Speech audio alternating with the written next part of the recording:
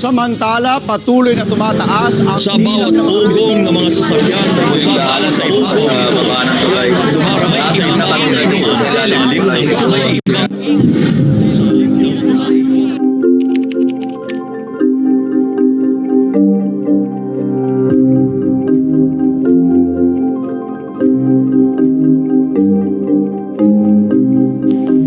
In the city's rhythm, fast, loud, unforgiving, there are lives often swept aside, and among the noise, a quiet figure moves through the crowd, carrying in her hands something most people overlook: a basahan, a rug. For many, it's just a scrap of cloth, but for her, it's survival, it's dignity, it's the thread that holds her family together.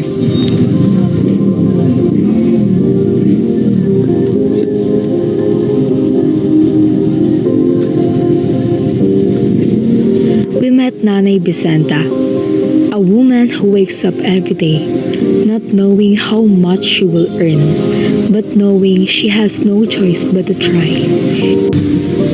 Yung pagtitinda ng mga basahan, tagal na ako dito sa basahan, hindi pa ako nagpwisto dito. Ano po Kasi mga 10 years na ako dito nagpwisto.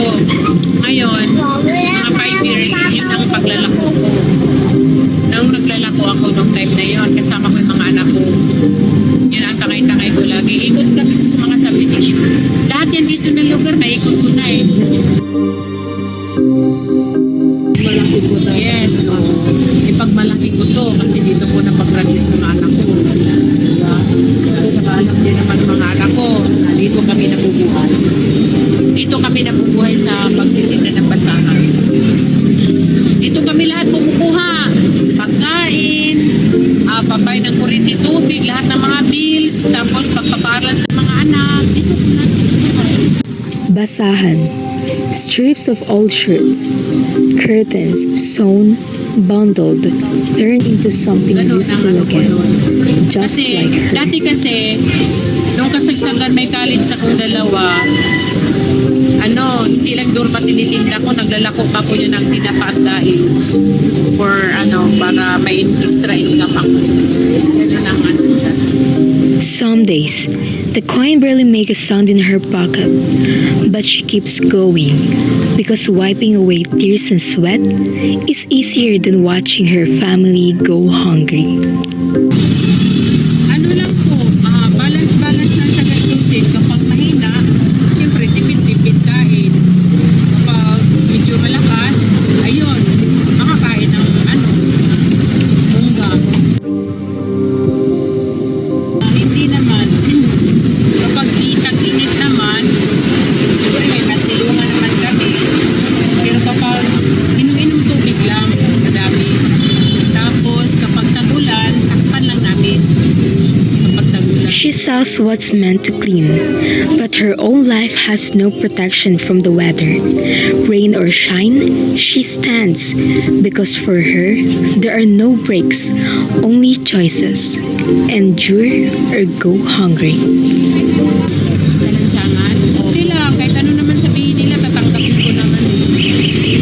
Kasi naman to marangal na trabaho na the best talaga to, ipagmalaki ko. Behind the stack of basahan lies the reason for every sacrifice. A family that doesn't ask for much, only love, food, and a future. Yan. Totoo lang, anak namin, halos siya yung nakapagpatapos sa pag-aaral. Ang trabaho ko, paano-ano lang din parang mais.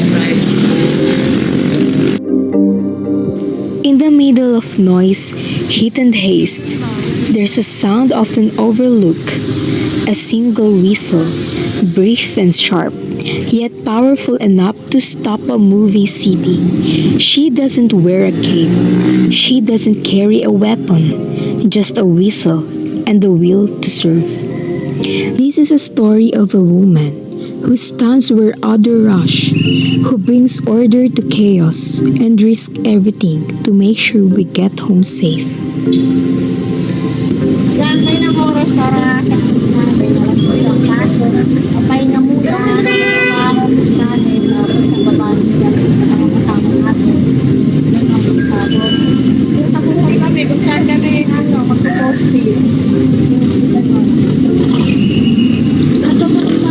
Gaano na po kayo katagal sa trabaho? 4 months. 4 months pa lang. Ano pa lang kami? Nabahan kasi hindi naman kami sa ganyan. Kung nag-apply kami, ano namin, ano matagal. Kung nabukasan, tanggap na pala kami. Mas ngayon, nag-apply kami dito. Nag-posting kami sa highway. Nervous, like anyone facing danger without armor. But over time, the whistle became part of her, a signal not just to others, but to herself. I belong here. Ito ay naman, kasi mga trip, makukulit din. Yung mga traffic, kasi dati kami pasaway din. Ngayon kami na nagsasaway sa mga pasaway. She's heard it all. Insults, curses, horns blaring in defiance.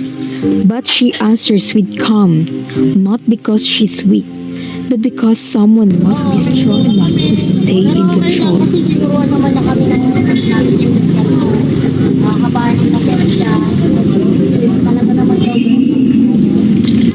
Her job is never easy. She deals with shouting, complaints, and impatience. Sometimes, her safety is at risk. sana naiintindihan nyo rin kami. Kasi nagtatrabaho lang rin kami, katulad yung nag-aanap buhay kami, ganun din naman sana naiintindihan nyo kami. Yun ba talaga tayo? Lalo yung matanda na driver, talaga may ay, wala kaming pakialam. Ganyan. Talaga lang sa, kahit bawal na masakay. There are days when they are hurt, physically or emotionally. Not all are respectful. Not all people recognize the work they do. Oo, may mura kami. Pero okay lang kasi tinuruan naman na kami ng namin yung kabahan ng kapera siya. Kasi talaga naman mura kami. Lalo kami kwenta. Kasi yung naman na mga lalo yung estudyante sa St. Clair, mga pasaway, kahit naka-stop, nakawiran. Siyempre, sigawan kami ng mga driver, mura kami. Hindi na lang namin inaan. Pero mali naman talaga yung ginawa ng mga estudyante, wala kami magawa. Kaya na lang namin yung driver murahin. Pero sinusubok naman namin sa pinitigan namin.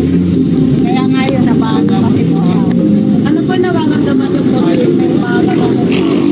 Hindi kami sanay na murahin kasi ako nagmumura dati. Ako pala mura dati. Pero okay lang.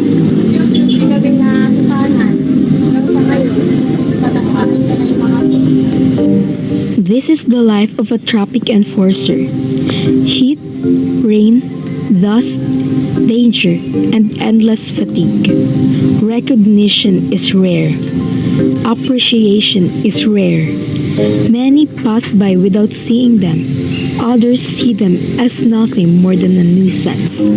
But still, they stand firm, day after day, for order, for safety, for the people. Hindi na lang tayo, mas disgrasya, para walang mapahamak na tao, lalo na magpagkarin, diba? Balik-balik tayo. Yun na lang tayo, para tayo. Kasi minsan di ba, may jaywalking, no? Ano kayo, tapos yung magulang nyo, pagkatawag. Hindi nyo na lang rin kami.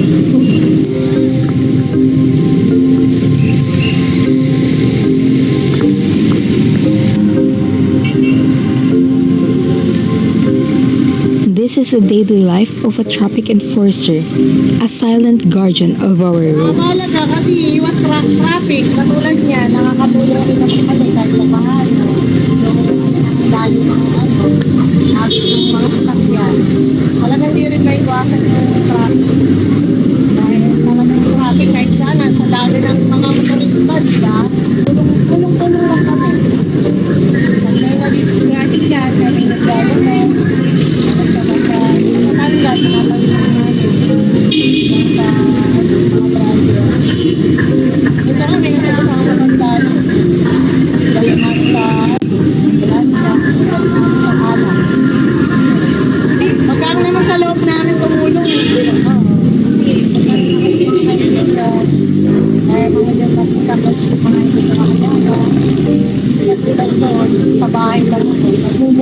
Her job isn't just a direction, it's protection. She watches the impatient, the reckless, the unaware. And though no one claps when she raises her hands, she knows every second she stands firm is a second someone's life is safer.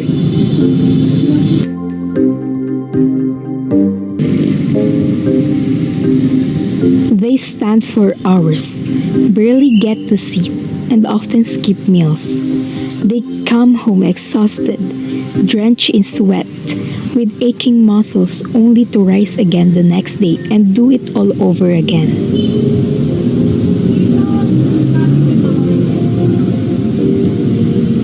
These are the two faces of the street. Different roles, same fight. The fight for livelihood, for dignity, for hope.